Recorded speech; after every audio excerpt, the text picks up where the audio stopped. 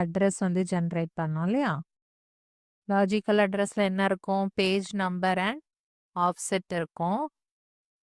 So அத வச்சுட்டு என்ன பண்ணோம் அப்படின்னா, அந்த பேஜ் நம்பர் வச்சு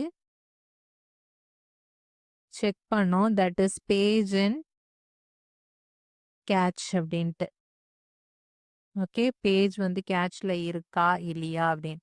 சப்போஸ் எஸ்ஸா இருந்துச்சு அப்படின்னா டிஎல்பில வந்து அது இருக்கும். ஓகே. அந்த particular page as well as அதோட ஃப்ரேம் நம்பர் என்ன அப்படின்ட்டு டிஎல்பில இருக்கும். சப்போஸ் வந்து அந்த பேஜ் வந்து டிஎல்பில இல்ல, தட் இஸ் டிஎல்பி மிஸ்ன்னு அப்படின்னு சொல்லுவோம். ஓகே. அந்த பேஜ் இல்ல அப்படின்னா தட் இஸ் டிஎல்பி ஹிட். டேபிள்ல டிஎல்பில இருந்துச்சு அப்படின்னா ஹிட். ஓகே. இப்போ வந்து ஒரு பேஜ் வந்து 1 வந்து நம்ம சர்ச் பண்றோம்னு வச்சுக்கோங்க. 1 வந்து இதுல இருக்கு. ஸோ எந்த ஃப்ரேம்ல இருக்கு அப்படின்னா, ஃப்ரேம் 3ல இருக்கு அப்படின்னா, நம்ம மெயின் மெமரியில போயிட்டு, இது வந்து மெயின் மெமரி. அதுல ஃப்ரேம் 3ல போய் பார்த்தோம் அப்படின்னா, நமக்கு அந்த பேஜ் வந்து நம்ம ஆக்சஸ் பண்ணிக்கலாம். ஓகே. ஸோ இந்த மாரி அத ஆக்சஸ் பண்ணிக்கலாம். சப்போஸ் டிஎல்பில இல்ல அப்படிங்கிற பட்சத்துல, நம்ம என்ன பண்ணணும்? எக்ஸ்ட்ராவா இன்னொரு இடத்துல போய் தேடணும். அதுதான் என்ன அப்படின்னா, பேஜ் டேபிள்ல தேடணும். ஓகே.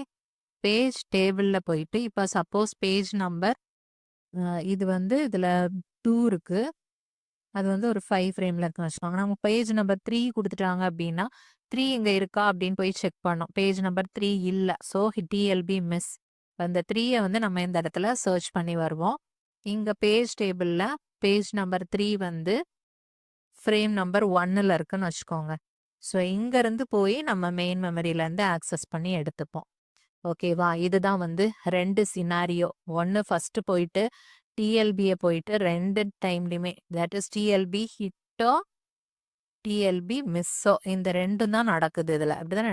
டிஎல்பி ஹிட்டா இருந்தா கண்டிப்பா டிஎல்பிய போய் 2மே ஒரு டைம் வந்து செக் பண்ணுது.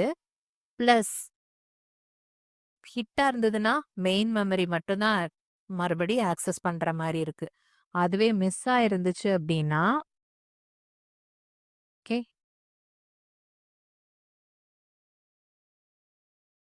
டிஎல்பி மிஸ் அந்த கேஸ்ல என்ன அப்படின்னா, அப்பவும் போயிட்டு டிஎல்பியே எப்படியுமே ஒரு டைம் செக் பண்றோம்.